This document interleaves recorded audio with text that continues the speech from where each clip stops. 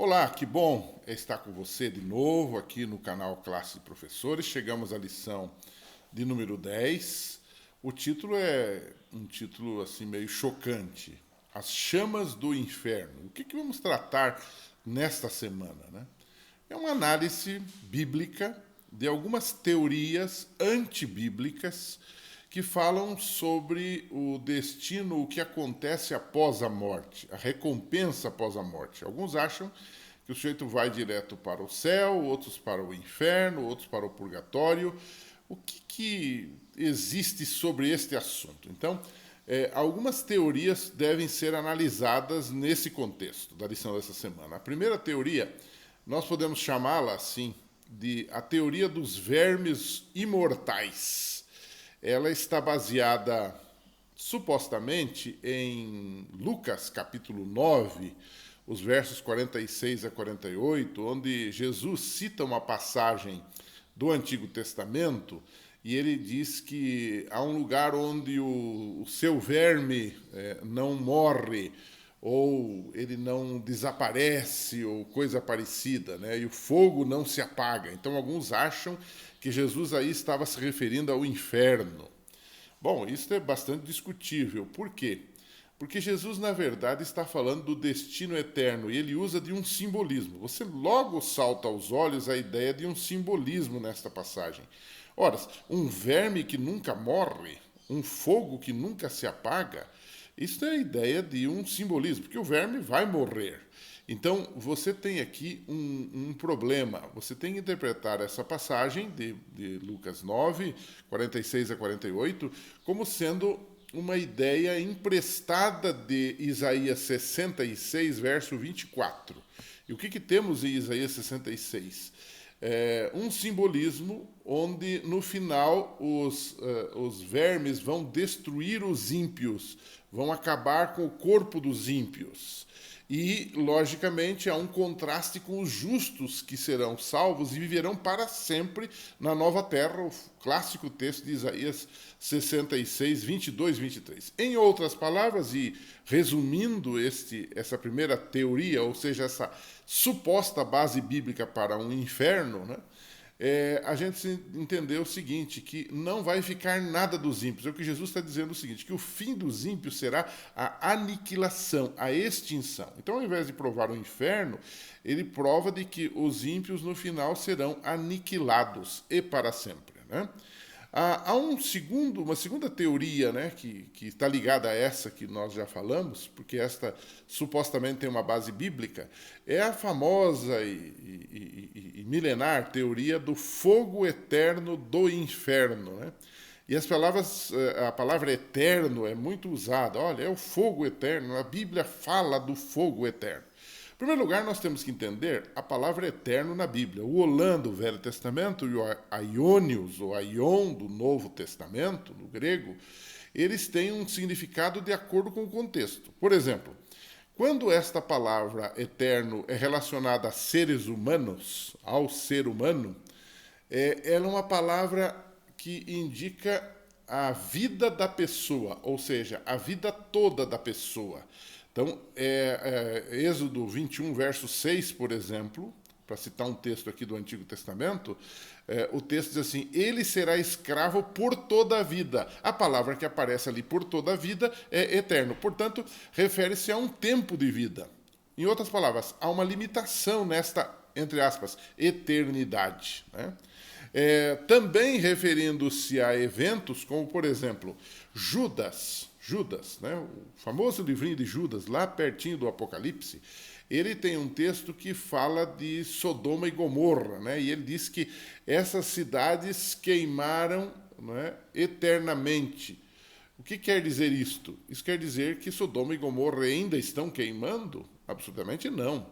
Elas queimaram enquanto havia matéria para queimar, né? Isso está em Judas, verso 7, né? Diz que elas estão sob o castigo eterno, do fogo eterno. Quer dizer, um fogo que queimou e fez a sua obra por completo. Nesse sentido, ele é eterno.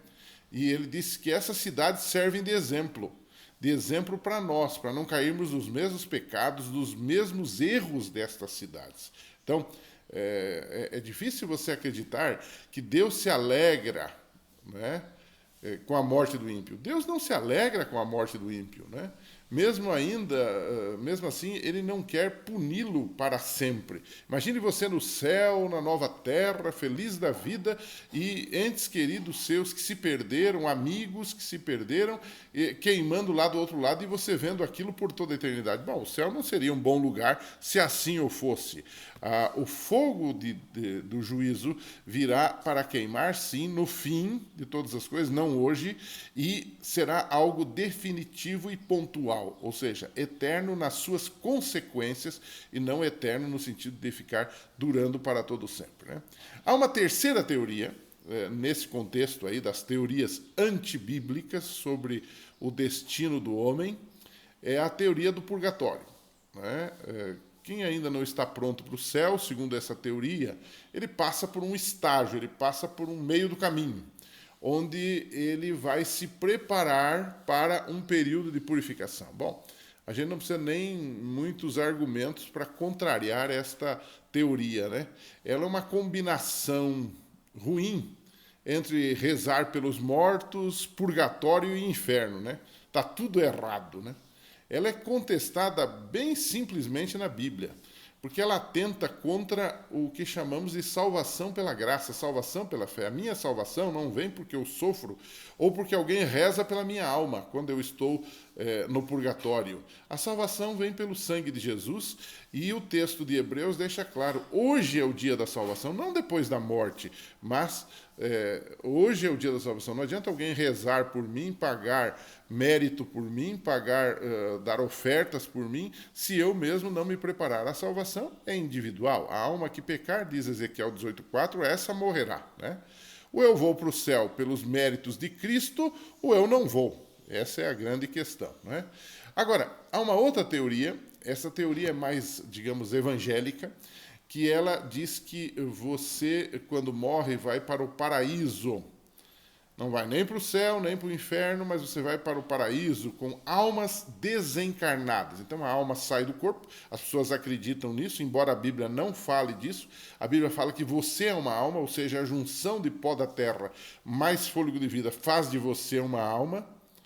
Não é que tem uma alma, um gás ou um tipo de entidade que sai de você e fica vagando por aí, vai para o céu, para o inferno, para o purgatório, não, né? Então, as pessoas amparadas nessa teoria, eles dizem o seguinte, olha, há um lugar onde as almas vão, estão ali aguardando, e etc. e tal, né?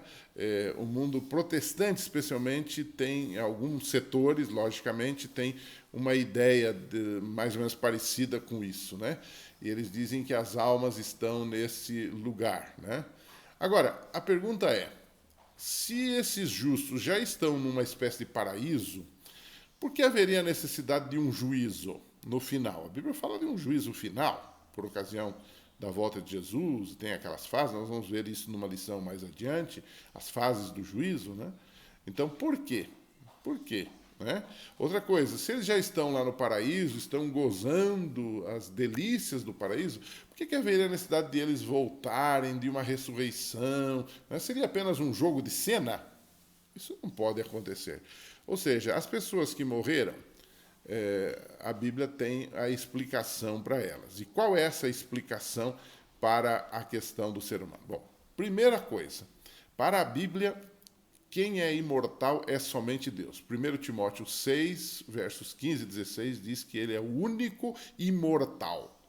Então, o ser humano não é imortal. Ele morreu, mas continua vivendo em outra dimensão. Não, ele morreu, infelizmente, morreu. Bom, mas ele não está sem esperança. Há uma esperança de vida e de vida eterna. Começa quando ele aceita Jesus Cristo como seu Salvador. 1 João, capítulo 5, versos 11 e 12, deixa muito claro, quem tem o Filho tem a vida. Se eu tenho Jesus, eu tenho a vida eterna. E os que morrem, o que acontece com eles? Se eles aceitaram a Cristo, eles estão na sepultura e eles aguardam a ressurreição que ocorre por ocasião da volta de Jesus. Chamamos essa de primeira ressurreição. João 5, 28 e 29, 1 Tessalonicenses 4, 13 a 17. Né? Então, isso é muito importante a gente ressaltar o aspecto da verdade, porque a mentira está aí, ela tem várias teorias e ela supostamente se ampara em textos controvertidos da Bíblia, mal explicados da Bíblia. Agora, a verdade é essa: o ser humano, quando morre, vai à sepultura, descansa, o fôlego de vida, que não é uma entidade que fica rodando por aí, volta para Deus, dos homens e dos animais, segundo Eclesiastes 9, né? Então, você tem aí uma mensagem clara, real, realista, mas ao mesmo tempo uma mensagem de esperança. Você não ficará para sempre na sepultura. Haverá uma ressurreição, haverá um juízo, e então nós estaremos para sempre com o Senhor.